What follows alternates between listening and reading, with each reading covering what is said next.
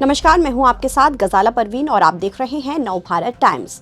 अमेरिकी राष्ट्रपति Donald Trump अपने दूसरे कार्यकाल की शुरुआत से ही अपने फैसलों से दुनिया भर की सरकारों के माथे पर शिकन ला रहे हैं।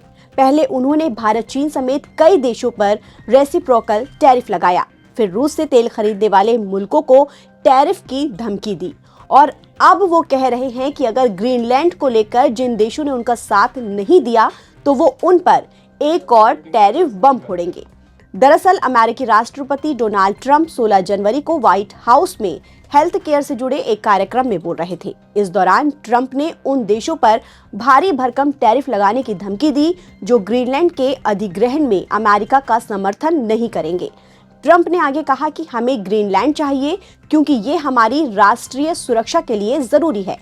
ट्रंप ने साफ किया कि अगर कूटनीतिक रास्तों से बात नहीं बनती है तो वो सैन्य शक्ति का भी इस्तेमाल करने से पीछे नहीं हटेंगे। डोनाल्ड ट्रंप की ग्रीनलैंड के मुद्दे पर ये अब तक की उनकी सबसे कठोर चेतावनी मानी जा रही है।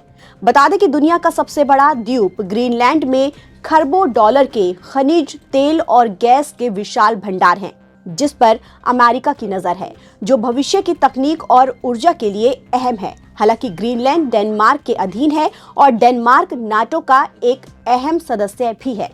ट्रंप ने डेनमार्क साम्राज्य से ग्रीनलैंड को बेचने की मांग की है, लेकिन डेनमार्क और बाकी नाटो सहयोगी अमेरिका को ये क्षेत्र सौंपने को तैयार नहीं हैं। और अब ग्रीनलैंड कब्जे पर ट्रंप की भारी टैरिफ की धमकी से यूरोपीय देशों में चिंता बढ़ गई है। कई यूरोपीय सहयोगी देशों को डर लग रहा है कि इस मुद्दे से ट्रांस अटलांटिक रिश्तों में तनाव बढ़ सकता है। इसी बीच गुरुवार को डेनमार्क, फ्रांस, जर्मनी और नीदरलैंड जैसे देशों ने अपने सैनिक ग्रीनलैंड भेजने शुरू कर दिए हैं ताकि सुरक्षा व्यवस्था मजबूत की जा सके और किसी भी संभावित अमेरिकी हस्तक्षेप को रोका जा सके। इसके साथ ही यूरोपीय संघ के अधिकारियों ने चेतावनी दी है कि अगर अमेरिका अपने ही सहयोगी डेनमार्क पर हमला करता है या जबरन कब्जा करता है तो ये नाटो गठबंधन का अंत होगा।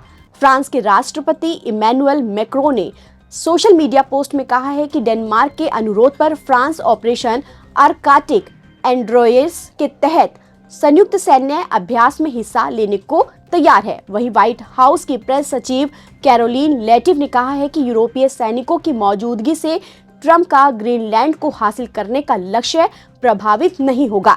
इस बीच अमेरिका के 11 सांसदों का एक द्विदलीय प्रतिनिधिमंडल डेनमार्क की राजधानी कोपेनहेगन पहुंचा।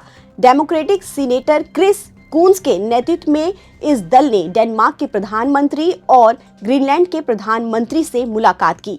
कून्स ने कहा कि वाशिंगटन में बयानबाजी ज्यादा है और वो अमेरिका लौटकर माहौल को शांत करने की कोशिश करेंगे। दूसरी तरफ ट्रंप के विशेष दूत जेफ लैंड्री ने फॉक्स न्यूज से कहा कि मार्च में ग्रीनलैंड दौरे की योजना है और उन्हें उम्मीद है कि इसका समाधान समझौते से हो सकता है। वहीं ट्रंप ने दो टूक कहा कि अगर ग्रीनलैंड अमेरिका के नियंत्रण में नहीं आया, रूस या चीन वहां पर अपना असर बढ़ा सकता है तो वो किसी भी हालत में ये स्वीकार नहीं करेंगे।